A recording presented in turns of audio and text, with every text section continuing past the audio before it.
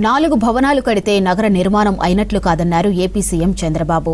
అమరావతిలో 9 నగరాలు ప్లాన్ చేశామన్నారు.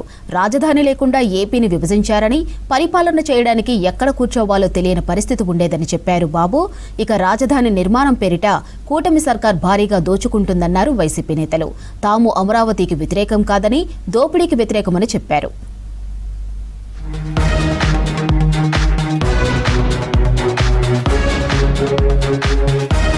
అమరావతి అన్స్టాపబుల్, ఇంకా ఎవరు ఏమీ చేయలేరు. ఏదైనా చేయాలని కలలు కన్నా అవి పగటి కలలుగానే మిగిలిపోతాయన్నారు ఏపీ సీఎం చంద్రబాబు.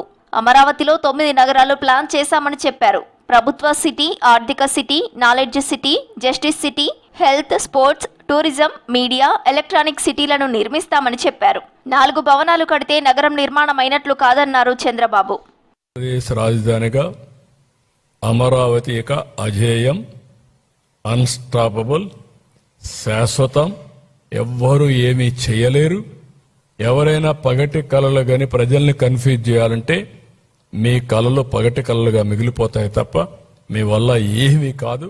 తెలంగాణకు తాను వ్యతిరేకం కాదన్నారు ఏపీ సీఎం చంద్రబాబు. రాష్ట్ర విభజన జరిగినప్పుడు 2 రాష్ట్రాల ప్రజల మనోభావాలు దెబ్బతిన్నాయన్నారు. 2 రాష్ట్రాల ప్రజలకు న్యాయం చేసి విభజన చేయాలని కోరామన్నారు. కానీ రాజధాని లేకుండా ఏపీని విభజించారన్నారు. పరిపాలన చేయడానికి ఎక్కడ కూర్చోవాలో తెలియని పరిస్థితి ఉండేదన్నారు.